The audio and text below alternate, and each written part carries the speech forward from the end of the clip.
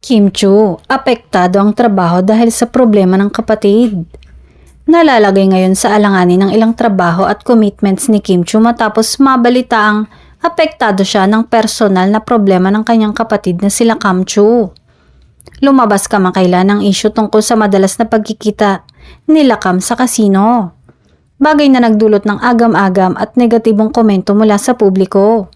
Bilang isang artista at public figure, nadadamay si Kim sa kontrobersyang ito at hindi maiiwasang makaapekto sa aktres.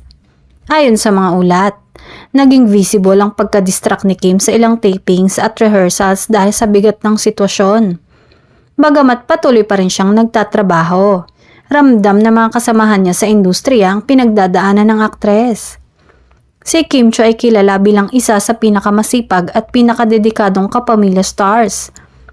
Kaya't kahit dumaraan sa personal na pagsubok, sinisikap niyang manatiling professional at tuparin ang kanyang mga commitments sa teleserye, hosting at iba't ibang appearances.